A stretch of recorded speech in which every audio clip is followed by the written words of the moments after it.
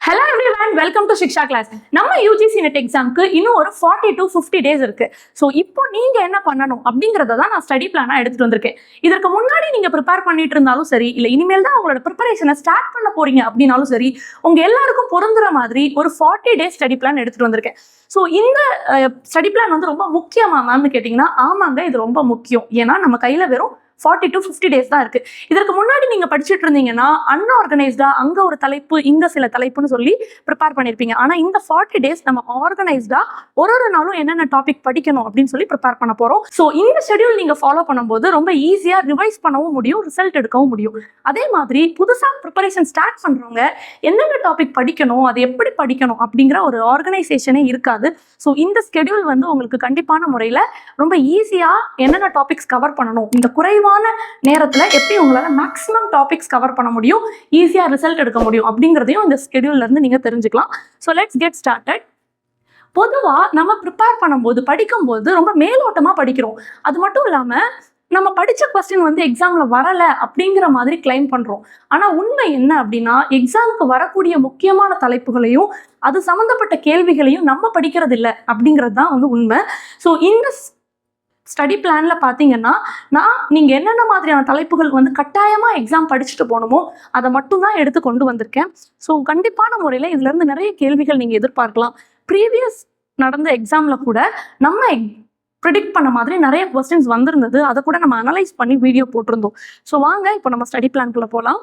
நான் இந்த study plan எப்படி மேக் பண்ணியிருக்கேன்னா, இன்னையிலேருந்து ஸ்டார்ட் பண்ணி எக்ஸாம் வரைக்குமே டிசம்பர் 31 வரைக்குமே கொடுத்துருக்கேன். நடுவில் வந்து உங்களுக்கு மாக் டெஸ்ட்டும் இருக்கு. ஸோ அதுவுமே நீங்கள் ட்ரை பண்ணி பார்க்கணும் கண்டிப்பாக. அண்ட் ஒவ்வொரு நாளும் கண்டிப்பான முறையில் நீங்கள் டேட்டா இன்டர்பிரட்டேஷன் சால்வ் பண்ணணும், மேத்தமெட்டிக்கல் ரீசனிங் சால்வ் பண்ணணும். இன்னைக்கு டேட்டா இன்டர்பிரட்டேஷன் சால்வ் பண்ணுறீங்க அப்படின்னா நாளைக்கு வந்து ரீடிங் காம்ப்ரிஹென்ஷன் சால்வ் பண்ணிக்கோங்க. அதற்கு அடுத்த நாள் திரும்ப ஒரு டேட்டா இன்டர்பிரட்டேஷன், மறுபடியும் ரீடிங் காம்ப்ரிஹென்ஷன். ஸோ டேட்டா இன்டர்பிரட்டேஷனும் ரீடிங் காம்ப்ரிஹென்ஷனும் ஆல்டர்னேட்டிவ் டேஸில் போட்டுட்டே வாங்க. உங்களுக்கு டைம் இருந்ததுன்னா எவ்ரிடே நீங்கள் ஒரு டிஐ ஆர்சி போட்டுடலாம். அது ரொம்பவே நல்லது. இல்லை மேம் எனக்கு அவ்வளோ டைம் இல்லை அப்படின்னா கூட டெய்லி ஒரு 15 minutes ஒரு டேட்டா இன்டர்பிரட்டேஷன், திரும்ப மறுபடியும் அடுத்த நாள் இன்னொரு 15 minutes ஒரு ரீடிங் காம்ப்ரிஹென்ஷன். இப்படி ஆல்டர்னேட்டிவ் டேஸ் நீங்கள் ப்ராக்டிஸ் பண்ணுறதுனால எக்ஸாம் ஹாலில் உங்களுக்கு ரிசல்ட் வந்து ரொம்ப சீக்கிரம் வரும். அதாவது நீங்கள் சால்வ் பண்ணும்போது ஆன்சர் உங்களுக்கு ரொம்ப விரைவில் கிடைக்கும். அது உங்களோட டைம் மேனேஜ்மெண்ட்டுக்கு ரொம்பவே உதவியாக இருக்கும். அது மட்டும் இல்லாமல் மேத்தமெட்டிக்கல் ரீசனிங் நிறைய பேர் ஸ்கிப் பண்ணுறது வந்து அந்த மேக்ஸ் பார்த்து கொஞ்சம் பயந்துக்கிறீங்க. ஸோ எவ்ரிடே அதுக்கு ஒரு 15 minutes கொடுக்கணும். ஸோ டேட்டா இன்டர்பிரட்டேஷன், மேத்தமெட்டிக்கல் ரீசனிங்க்கு நீங்கள் வந்து எவ்ரிடே வந்து ஒரு 15 minutes நீங்கள் கொடுத்துடுவீங்க. அது தவிர நமக்கு வந்து இருக்கிற டாபிக்ஸ்ல முக்கியமான யூனிட்ல இருக்கிற டாபிக்ஸை மட்டும் நான் போட்டிருக்கேன். இப்போ இன்னைக்கு ரீடிங் காம்ப்ரிஹென்ஷன், ரிசர்ச் ஆப்டிடியூட் படிக்கிறீங்க அப்படின்னா அடுத்து வந்து லாஜிக்கல் ரீசனிங் படிப்பீங்க, அடுத்த நாள் கம்யூனிகேஷன் படிப்பீங்க, அதற்கு அடுத்த நாள் வந்து டீச்சிங் ஆப்டிடியூட் படிப்பீங்க. இப்படி ஒரு நாளும் ஒரு யூனிட் படிக்கும் பொழுது உங்களுக்கு நிறைய வெரைட்டி இருக்கும், போர் அடிக்காது. நிறைய பேர் என்ன பண்றீங்கன்னா, நான் இந்த யூனிட் முடிச்சுட்டு தான் அடுத்த யூனிட் போவேன்னு சொல்லிட்டு அதுலேயே ஸ்ட்ரக் ஆகி உட்காந்துடுறீங்க. நாட்கள் ஓடிடும், பட் நம்ம திரும்பி பார்த்தா நம்ம வந்து திருப்தியா அந்த யூனிட்டை முடிச்சிருக்க மாட்டோம். பட் அதை தவிர்க்கிறதுக்கு என்ன பண்ணணும்னா, எக்ஸாமுக்கு 40 days முன்னாடி கண்டிப்பான முறையில் ஆல்டர்னேட்டிவ் சப்ஜெக்ட்ஸ் தான் எடுத்து படிக்கணும். அப்பதான் நமக்கு போர் அடிக்காது. ஒரு 1 week கழிச்சு திரும்பி பார்க்கும்போது நம்ம நிறைய விஷயங்கள் கவர் பண்ணின மாதிரி இருக்கும். ஸோ அந்த மாதிரி தான் நான் ஆல்டர்னேட்டிவ் டேஸ்ல உங்களுக்கு டேட்டா இன்டர்பிரட்டேஷன், ரீடிங் காம்ப்ரிஹென்ஷன் கொடுத்துருக்கேன். அது மட்டும் இல்லாமல் எவ்ரிடே மேத்தமெட்டிக்கல் ரீசனிங் கொடுத்துருக்கேன். இப்போ மேத்தமெட்டிக்கல் ரீசனிங் பொறுத்த வரைக்கும் இந்த ஒரு பர்டிகுலர் டாப்பிக்கை ஒரு நாளில் முடிச்சிட முடியுமா அப்படின்னா அப்படி முடியாது. ஏன்னா பர்சன்டேஜ்லேயே 2-3 மாடல் இருக்கும். அப்போ இன்னைக்கு ஒரு மாடல் எடுத்து நீங்கள் சால்வ் பண்ணணும். அந்த மாடல் சால்வ் பண்ணுறதுக்கு ஒரு 15 நிமிஷத்துலேருந்து 20 நிமிஷம் நீங்கள் டைம் எடுத்துக்கலாம். ஜஸ்ட் ஒரு 5 சம் போட்டு பார்த்தா போதும். அந்த பர்டிகுலர் மாடலில் ஒரு 5 சம் போட்டு பார்த்தா போதும். ஸோ இப்படி ஒரு மேத்தமெட்டிக்கல் ரீசனிங்லையும் மாடல் வைஸ் நம்ம பிரித்து படிக்க முடியுமானா முடியும். நம்ம மெட்டீரியல் இருக்கு, மெட்டீரியல் பர்ச்சேஸ் பண்ணுறதுக்குரிய லிங்க் வந்து நான் கீழே கொடுக்குறேன், கண்டிப்பாக பர்ச்சேஸ் பண்ணிக்கோங்க. அண்ட் அதே மாதிரி டேட்டா இன்டர்பிரட்டேஷனுமே 40 நாளைக்கும் ஒரு டேட்டா இன்டர்பிரட்டேஷன், 40 நாளைக்கும் ஒரு ரீடிங் காம்ப்ரிஹென்ஷன். இது நாங்கள் எங்கே போய் எடுக்கிறது அப்படின்னு நிறைய பேர் கேட்பீங்க. நம்ம மெட்டீரியல்ல 150 டேட்டா இன்டர்பிரட்டேஷன், 150 ரீடிங் காம்ப்ரிஹென்ஷன் இருக்கு. ஸோ எவ்ரிடே நீங்க 2 சால்வ் பண்ணா கூட உங்களுக்கு ரொம்ப எக்ஸஸாவே இருக்கும். அண்ட் அதெல்லாம் அந்த மெட்டீரியல்லாம் நீங்க யூஸ் பண்ணிக்கலாம். ப்ரீவியஸ் இயர் கொஸ்டின்ஸ்க்கும் கம்ப்ளீட்டா எக்ஸ்பிளனேஷன்ஸ் போட்டு நம்ம சிக்ஷா கிளாஸ் பேப்பர் 1 UGC மெட்டீரியல்ல நம்ம கொடுத்துருக்கோம். அண்ட் ஆல்சோ ரிசர்ச் ஆப்டிடியூட் பொறுத்த வரைக்கும் இப்போ நம்ம மெயின் டாபிக்ஸ் எல்லாம் பார்க்கலாம். ரிசர்ச் ஆப்டிடியூட் பொறுத்த வரைக்கும் நீங்கள் ஃபிலாசபி, அசம்ஷன், அப்ரோச் இதெல்லாம் படிச்சிடணும். ரிசர்ச்சோட ஃபிலாசபினா பாசிட்டிவிசம், போஸ்ட் பாசிட்டிவிசம், இன்டர்பிரிட்டிவிசம் இதெல்லாம் படிக்கணும். அப்ரோச் அப்படின்னு பார்க்கும்போது either it can be objective way or subjective way, inductive or deductive approach, இந்த மாதிரி எடுத்துட்டு வரலாம். அண்ட் ஆல்சோ இந்த மாதிரி அசம்ஷன்ஸ் ஃபிலாசபிலிருந்து கண்டிப்பான முறையில் ஒரு கொஸ்டின் வருது. அது மாதிரி பார்த்தீங்கன்னா அடுத்த ரிசர்ச் வந்து உங்களுக்கு ஒரு 7 days கழிச்சு தான் நீங்கள் திரும்ப அடுத்த ரிசர்ச் எடுத்து படிப்பீங்க. அப்படி நீங்கள் எடுத்து படிக்கும் பொழுது sampling, data collection, variables and hypothesis testing எல்லாருக்குமே சாம்பிளிங்ல இருந்து கண்டிப்பான முறையில் கொஸ்டின் வரும். டைப்ஸ் ஆஃப் சாம்பிளிங், நான் ப்ராபபிலிட்டி சாம்பிளிங் என்னென்ன, அது எந்த இடத்துல யூஸ் பண்ணுவோம், ப்ராபபிலிட்டி சாம்பிளிங் என்னென்ன, அதை எந்த இடத்துல யூஸ் பண்ணுவோம். இந்த 2 பாயிண்ட் தான்.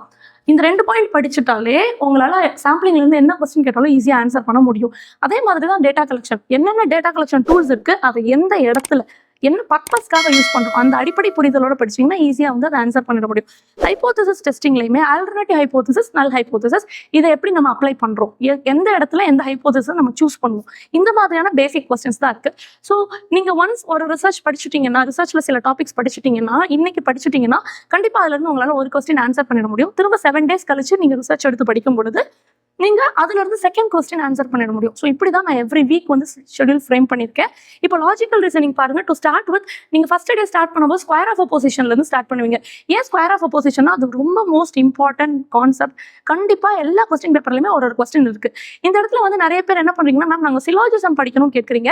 சிலாஜிசம் வந்து அது ரொம்ப வந்து ஓல்டான சிலபஸ், 2018க்கு முன்னாடி இருந்த சிலபஸில் இருக்குது. 2019 கொஸ்டின் பேப்பர் அதுக்கப்புறம் பார்த்தீங்கன்னா எந்த ஒரு கொஸ்டின் பேப்பர்லையுமே சிலாஜிசம் பேஸ் பண்ண கொஸ்டின் கிடையாது. வென் டயக்ராமும் சிலாஜிசமும் நமக்கு தேவை கிடையாது. நீங்கள் வந்து ஷார்ட்கட் இருக்கும் இல்லையா, டிடக்ஷன்ஸோட ரூல்ஸ் படிப்பீங்க, ஸ்கொயர் ஆஃப் அப்போசிஷன்ஸ் படிப்பீங்க, இன்ஃபார்மல் ஃபேலசிஸ்க்குன்னு சில ரூல்ஸ் படிப்பீங்க. இந்த ரூல்ஸ் பேஸ்டாக தான் கொஸ்டின்ஸ் கேட்குறாங்க. ஸோ அந்த ரூல்ஸ் மட்டும் பார்த்துக்கோங்க. அதை தான் வந்து நான் ஒவ்வொரு நாளுமே போட்டிருக்கேன். இப்போ லாஜிக்கல் ரீசனிங்ல இன்னைக்கு நீங்கள் ஸ்கொயர் ஆஃப் அப்போசிஷன் படிச்சீங்கன்னா அடுத்த கிளாஸ் லாஜிக்கல் ரீசனிங்ல வந்து உங்களுக்கு டிடக்ஷன் ரூல்ஸ்ல இருந்து படிப்பீங்க. ஸோ டிடக்ஷனோட rules and equivalent form question கேட்கும் போதே உங்களுக்கு ஈக்குவலன்ட் ஃபார்மை கண்டுபிடிங்க அப்படிதான் கேட்குறாங்க.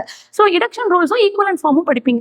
ஸோ இந்த மாதிரி டே பை டே நீங்கள் வந்து ஒரு டாப்பிக்காக முடிச்சுட்டே வருவீங்க. அண்ட் கண்டிப்பாக நீங்கள் முடிக்கிற டாப்பிக்ல இருந்து ஒரு கொஸ்டின் உங்கள் கொஸ்டின் பேப்பரில் இருக்கும். அப்படிதான் வந்து நான் வந்து 5 வீக்ஸாக இதை பிரித்து ஷெடியூல் பண்ணியிருக்கேன். இதே மாதிரி தான் டீச்சிங் ஆப்டிடியூட். நீங்கள் என்ன யூனிட் எடுத்துக்கிட்டாலும் டீச்சிங் ஆப்டிடியூட்ல கண்டிப்பாக லெவல் ஆஃப் டீச்சிங்லேருந்து ஒரு கொஸ்டின் இருக்கும், அல்லது மெத்தட் ஆஃப் டீச்சிங்லேருந்து இருக்கும். ஸோ இது ரெண்டையுமே நீங்கள் ஒரு நாள் உட்காந்து படிச்சிட்டிங்கன்னா இன்னைக்கு நம்ம படிச்சதுலேருந்து ஒரு கொஸ்டின் வரப்போகுதுன்னு உங்களுக்கு வந்து அந்த கான்ஃபிடென்ட் வந்து கிடைக்கும். ஸோ இந்த ஸ்டடி பிளான் வந்து உங்களோட கான்ஃபிடென்ட்டை பில்ட் பண்ணுற மாதிரியும் உங்களோட ஸ்கோரை இன்க்ரீஸ் பண்ணுற மாதிரியும் தான் நான் எடுத்துகிட்டு வந்திருக்கேன்.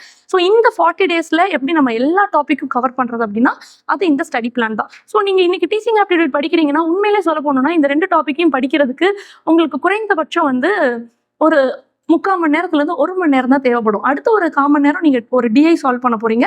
அடுத்த ஒரு 1/4 மணி நேரம் மேக்ஸில் உட்காந்து ஒரு 5 கொஸ்டின் போட்டு பார்க்க போறீங்க. நம்ம என்ன நினைக்கிறோம்னா படிக்கிறதுனா அப்படியே உட்காந்து ஃபுல்லாக ஒரு நாள் ஃபுல்லாக அப்படி இல்லை. கிடைக்கிற டைம்ல இஃபெக்டிவாக படிச்சா போதும். என்ன படிக்க போறோம் அப்படிங்கிறத முன்னாடியே ப்ரீ பிளான் பண்ணிக்கிட்டோம்னா அந்த டைமை நம்ம இஃபெக்டிவாக யூஸ் பண்ண முடியும். அண்ட் அதுதான் இந்த ஷெடியூலில் நான் சொல்லியிருக்கேன். நீங்கள் இந்த ஷெடியூலை தெளிவாக பாருங்க. நான் டிஸ்கிரிப்ஷனில் வந்து உங்களுக்கு PDF அட்டாச் பண்ணுறேன். உங்களுக்கு வேற ஏதாவது டவுட் இருந்தாலும் நீங்கள் என்கிட்ட கேட்கலாம்.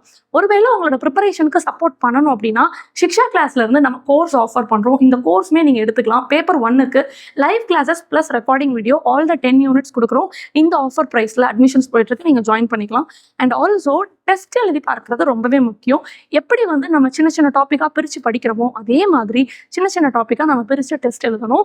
ஸோ அந்த டெஸ்ட்டுக்குரிய ஸ்கெடியூலுமே நான் உங்களுக்கு அடுத்த வீடியோவில் டீட்டெயில்டாக சொல்கிறேன். பேப்பர் 1 டெஸ்ட் சீரிஸ் அவைலபிளாக இருக்குது. அதே மாதிரி பேப்பர் 2 மேஜர் சப்ஜெக்ட்ஸ்க்குரிய டெஸ்ட் சீரிஸும் அவைலபிளாக இருக்குது. இதை பர்ச்சேஸ் பண்ணுற லிங்க் நான் டிஸ்கிரிப்ஷனில் தரேன். மறக்காமல் பர்ச்சேஸ் பண்ணிக்கோங்க. வேறு ஏதாவது டவுட் இருந்தால் you can put it in the comment section. Paper 1 மெட்டீரியலுமே நீங்கள் பர்ச்சேஸ் பண்ணிக்கலாம். ஏன்னா பேப்பர் 1 மெட்டீரியல்ல இருந்து தான் last time 40 questions and above 40க்கும் மேற்பட்ட கேள்விகள் வந்திருந்தது. இதோட எவிடன்ஸ் கூட நான் கீழே பின் பண்ணுறேன். நீங்கள் பாருங்கள். நல்லபடியாக எக்ஸாம் ப்ரிப்பேர் பண்ணுங்கள். All the very best.